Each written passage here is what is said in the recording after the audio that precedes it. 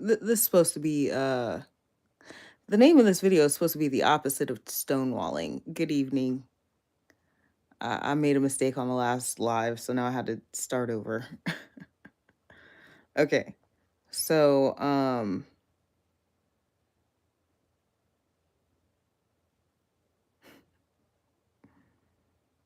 somebody mentioned the song Janae Aiko, Triggered, right? I played Triggered so much that one of my neighbors changed their Wi-Fi name to Triggered. You need to stay out of my way. But anyways, I heard a metaphor today, okay? And I just want to thank everyone that always inspires me. Oh my gosh, you inspire my thought process, and I just appreciate it so much. You know, a lot of people don't realize that, like,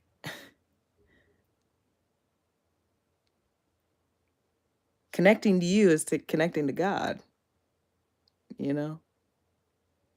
Um, a lot of people like, "Oh, I don't need a third party to talk to God." No, you don't. That's true. It's 100% true, you know? But listening to other people's perspective is connecting to God. I don't understand why people don't understand that, you know? But okay. So, heard this metaphor and it inspired a little brief writing, very brief. It's along the lines of, you know, someone stabbing you in the back and then like watching you bleed and then being like, "What's wrong? Are you okay? You good? What's wrong?" you know?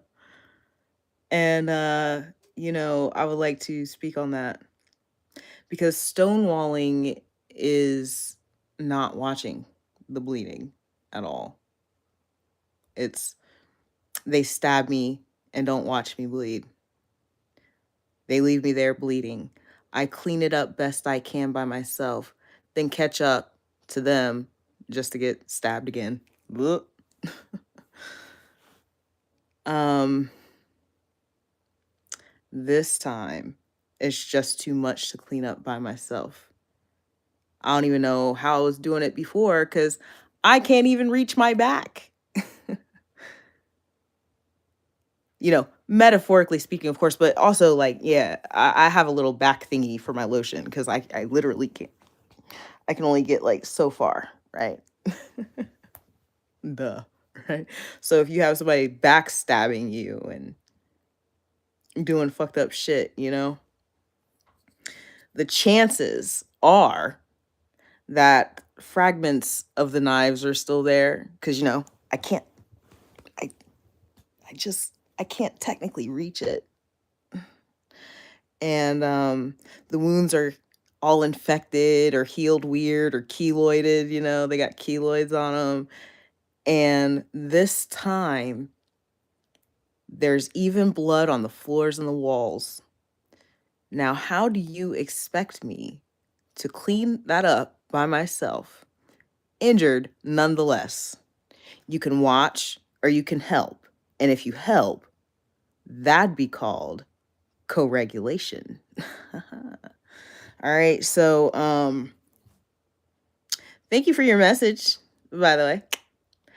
Let's get into co-regulation because co-regulation is the opposite of stonewalling. Okay. I'm not here to ask anyone to co-regulate with me. Okay. I asked for that. I asked for that for, however many years. And so I am no longer asking for anyone to co-regulate, but in theme of the channel, of course, because I talk about, narcissist, codependency, covert emotional incest. One of the things that they do, okay, is stonewall. Well, what's the opposite of stonewalling? It's co-regulation. Okay, if stonewalling and silent treatment and ghosting are, dysregulating and cause physiological damage, um expecting someone to, calm down after you've harmed them and step away and, avoid conflict. The opposite of that would be to co regulate. Okay. So, co regulation is the interactive process where a calm, regulated person or adult helps a child or another person manage stress and regulate their emotions through supportive, warm relationships. It involves modeling, scaffolding, and providing a secure, stable environment that builds the neural, emotional, and social skills necessary for independent self regulation over time. So, recently I was just talking about how I've never really been regulated. Now, when I'm by myself, I am kind of calm, you know. I'm not like just walking around raging and cry. I do cry often. Um but ultimately, you know, I'm not in a state of dysregulation. But I am because I do not breathe properly. We've talked about that. No matter how much I try, naturally, my breathing pattern is inverted. My stomach does not swell when I breathe in. It actually contracts, and I when I breathe out is when my my belly swells. I don't know how this works, but this is what causes issues within the diaphragm, the psoas muscle, and then on into the back muscles and the pelvic floor. So, um, essentially, a root and sacral wound, uh, physically, not spiritually. But so if a child has never received co-regulation, you know, they do have the responsibility to self-regulate. Okay, we're not saying that, um, you know, I don't have a responsibility to myself not to self-regulate. Okay, but when it comes to conflict, okay, that's not my job. The job is to co-regulate. Okay, so someone telling me I'm not going to talk to you until you calm down, when I'm the one that caused this dysregulation in you, that would never be fair. That's what the stonewalling is, stonewalling, like, hey, you were late and you really upset me. I'm not gonna say shit. I don't care. I can be late. I'm an adult. I want autonomy. Even though you told me you'd be there at 7, that's not how this shit works. And then you're like, you're mad at me because I was late? Well, you'll just need to calm down until I talk to you again. Fuck you. um, nobody has to take my advice. Nobody, because I've never been in a relationship ever. I've just done a lot of research on it, and I bet you if I could get in a healthy relationship, it would be stellar. Um, because I understand it, I'm raising a child. That's a relationship, actually. It's a type of relationship, and my child is very healthy. So, the things that he struggles with has nothing to do with me. When we go into therapy and we talk about stuff, she has acknowledged, they've acknowledged that I don't do everything right. We are aware that I don't do everything right. She's like, I don't even think what you've been reporting is what his issue is. His issue is he's separated from his siblings. That's his issue. Like, when he went in and he told her what his problem is, that is what he said. He talked about what I do. That's not what's bothering him. You know what I'm saying? So, just so people know, I'm very glad, because I do work really hard to make sure that he's okay. And because I co-regulate with him, okay, when we get into our disagreements, when he's having an issue, okay, we do co-regulate. I co-regulate. You don't just leave a child, to like, okay.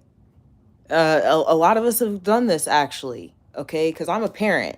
So at least from the parent standpoint, I can try to give you some tips. And if you listen, a lot of everything that I ever tell you can be put into any type of relationship, right? So, oh, you've never been in a relationship. Well, I've been a parent though, and parenting, you know, a good parent can reparent their partner. That's it's like a thing. Reparenting, a healthy relationship reparents you. So that's what I've been looking for, because I've reparented myself to an extent, but there's other things that I've never done that are needed. I need to learn how to co-regulate. I want to be I want to co-regulate with someone. That's what I've been asking for this whole time. I've talked about it several times. I need to co-regulate. When I had a manic episode in the summer, okay, just one, okay, I had a manic episode in the summer. I spoke on it. I spoke to my therapist. My therapist and I decided we were going to take some medication. I took the medication for 2 days, but realized I'm calm now. Why was I calm? Because I co regulated with my therapist, but my therapist can't be with me 24/7. And neither can my partner, if I were to have one. But, in personal relationships, there's more access there. I don't got to pay them to talk to them. I don't have to schedule an appointment. Maybe I do, depending on their schedule. But, anyways, when we speak on children and co regulating, right? A lot of us have this issue because we were left alone to manage and deal with big emotions, right? Or scared out of them, right? Because the main one, a lot of us know, you stop that crying or I'm gonna give you something to cry about. That's not co-regulation. Okay. Let's see. Leaving you in your room by yourself to cry it out. Okay. I rarely do that with Aaron. Very rarely. And sometimes what I'll do is I'll let him cry a little bit, because you do need to, sometimes you do need to just get it out. Sometimes I'll hear him screaming, yelling, throwing stuff around, you know. And then when I realize, okay, this has gone on a little bit too long and he's not calming down, I'll go in there. Okay, hey, it's time for us to calm you down now. Let's take some deep breaths together. Let's do that. All right. What would you like to do next? And whatever it is he would like to do next, we do that. All right. So, excuse me.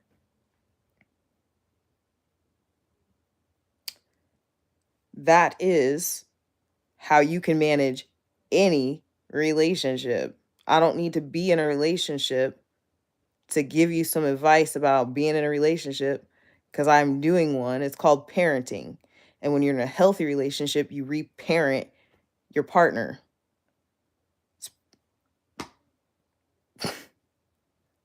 All right. So, how do you reparent your partner? One of the ways is co regulation, something I've been talking about periodically throughout this channel. And if we could give you some more, let me see, co regulation in relationships.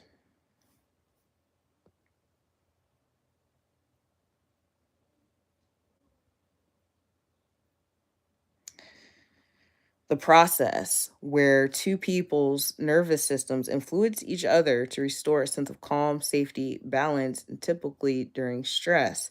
It involves mutual, attuned, and often unconscious emotional support, such as physical touch or calm presence, to reduce cortisol and build resilience. Okay.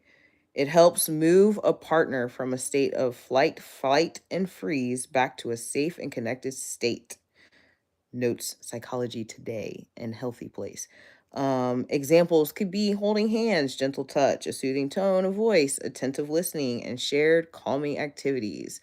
Okay, I just said. Now this is talking about two adults in a relationship. Okay, I just told you how I co-regulate with Aaron when I notice that he is not calming or self-soothing, okay? Because you do have to learn how to self-soothe, and I do that. All right, we all do it. Well, hopefully we all do it, okay?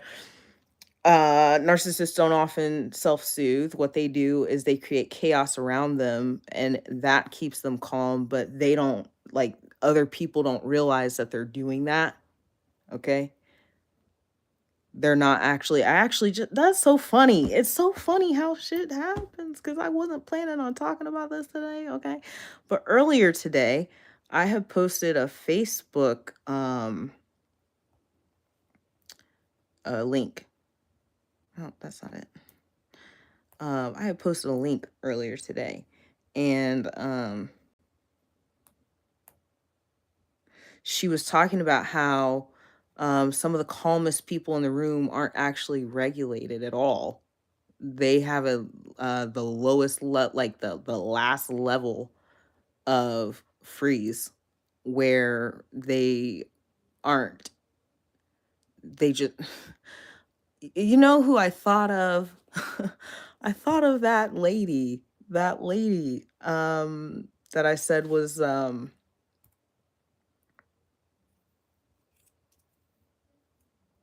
her husband was lying. Okay. I remember her saying that she was calm all the time. And what they said, I believe what they said was dorsal vagal. I'm saying that wrong. But it's like the last level of shutdown. Like it's a shutdown. You are not even in the game. And so you pride yourself on being, I'm sorry, I'm saying you, but I'm not talking about you specifically. Some of you pride yourself on being calm or being meek or being like, um, calm. Because we've spoken on this before. In that video where I was talking about the mind games, playing games. Some people present as calm when in fact they are just extremely dysregulated to the point that they're shut down. I'm not shut down in that sense. I still feel my emotions very fully, you know? Um, so in fact, I don't even know why I keep calling it dysregulation because in fact, all of my emotions are pretty on point for what's going on. I realized that. But anyways, that was a video that I posted. If you want to see that, that's posted on the community board. It's a lady speaking on that. Um, so I'm kind of like all over the place, but hopefully you're following. All right. The opposite of stonewalling is co-regulation. Um, how to practice co-regulation. All right. Oh, no, let's not go there first, okay? Let's explain the contrast with codependence, okay? It says here, while it involves relying on another, healthy co-regulation is about mutual balance support, whereas codependency involves relying on another because you cannot regulate yourself at all, okay? I can do that.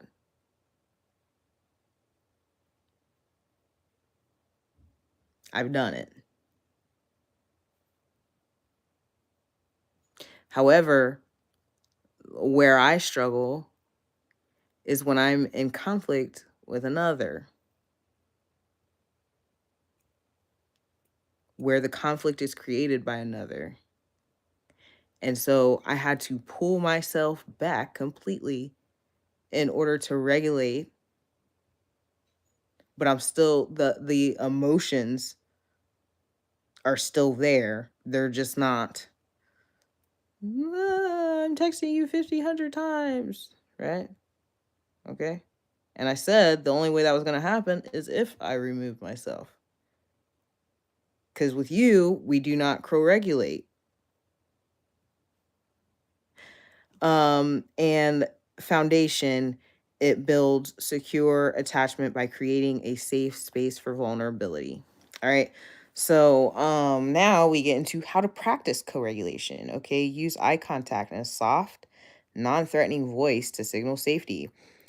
You can use physical net connection like hugging, holding hands, or simply sitting closely can activate the parasympathetic nervous system. Okay, active listening by validating your partner's emotions without trying to fix them suggests clearmclinic.com.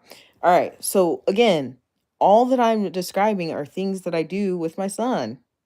This because I've never been in a romantic relationship does not mean that I don't understand how the dynamics of a relationship should go. Because at the very least, I'm a parent, and all of this stuff can be placed in different settings. You can do this with your coworker. You can do that. I co-regulate all around the world, actually. And not all around the world.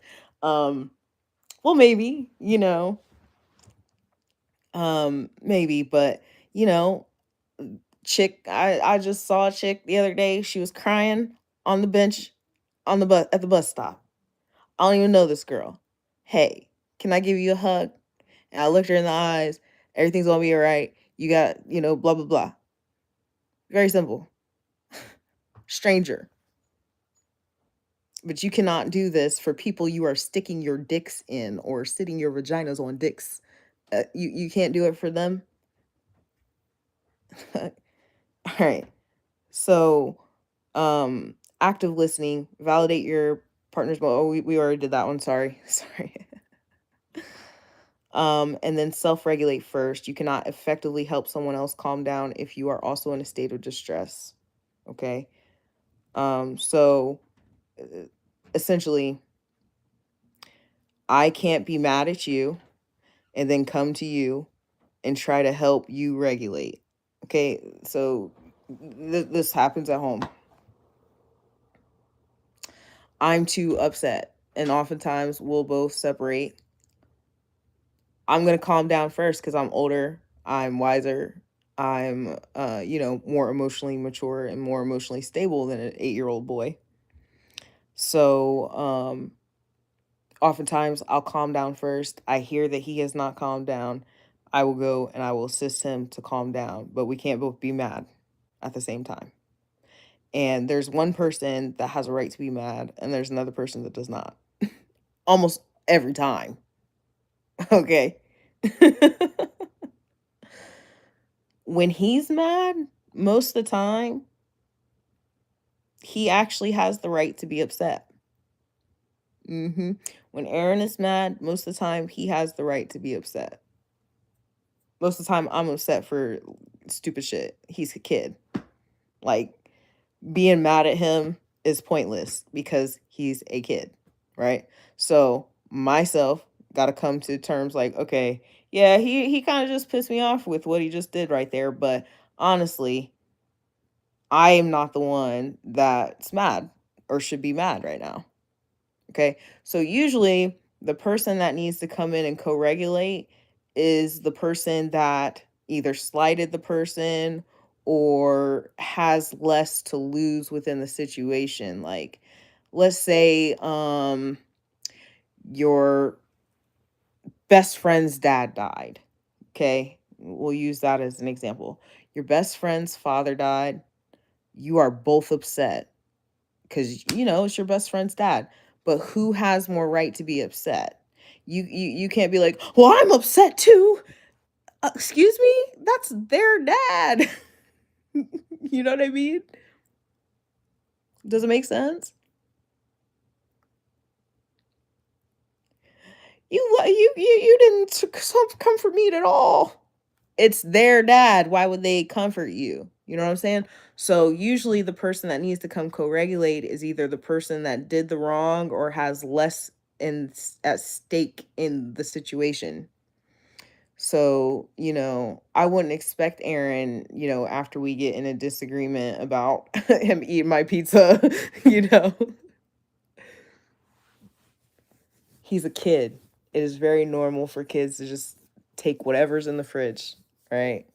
So it wouldn't make sense for me to get upset about it and then maybe say something that hurt his feelings and then be like, Yeah, but No, because he's 8.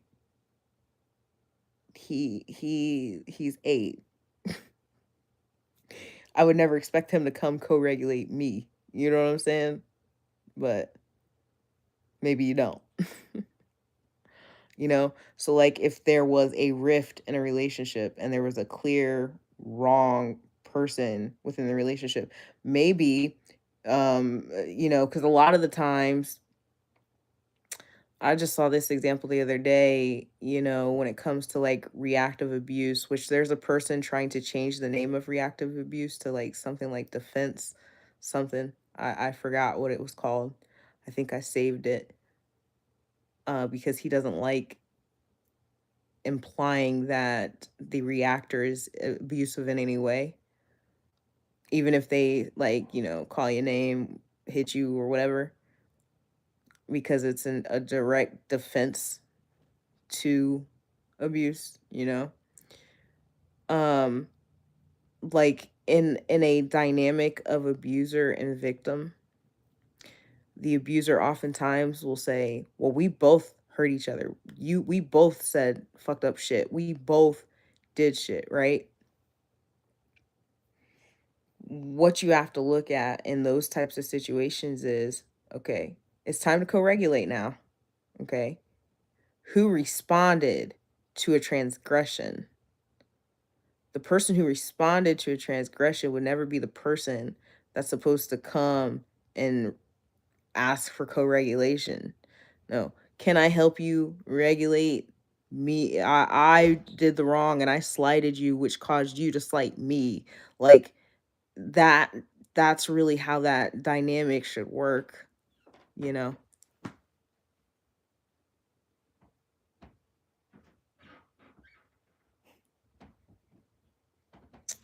So that's the message today. I want to thank that individual for that metaphor. It was very inspiring. Wrote this little thing here. Okay. Oh, listen. Co-regulation is a crucial component of, rather than a replacement for, self-regulation in healthy long-term relationships. Okay. So,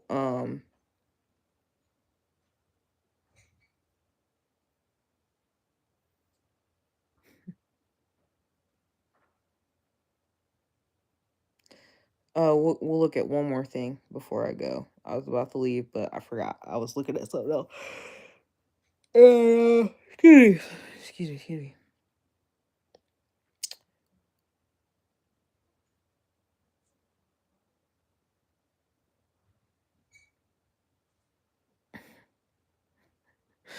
Oh, uh, so just a reminder, co-regulation refers to when a person responds to their partner's stress in a way that calms them down.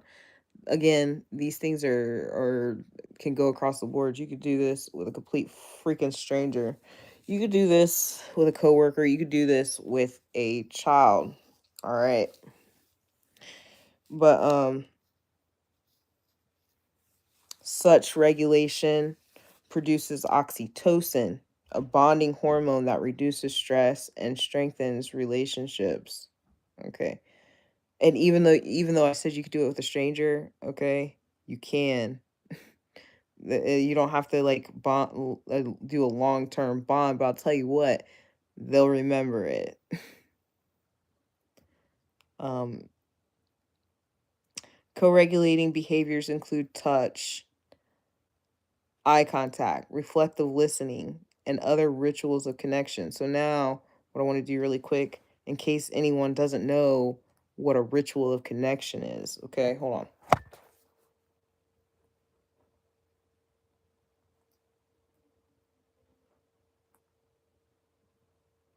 Whoops. Aaron, it's 10 o'clock. It's time to stop reading.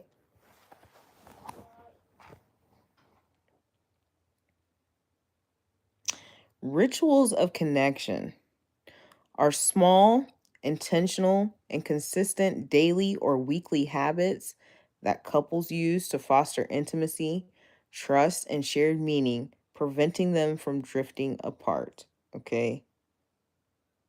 These routines could be something as simple as a 6-second kiss, a morning coffee together, or daily check ins. Act as reliable, positive, and turn toward moments that strengthen the emotional bond. Okay. So um I got 2 months. I got 2 months. I less than 2 months actually to stop bringing this man up. All right. But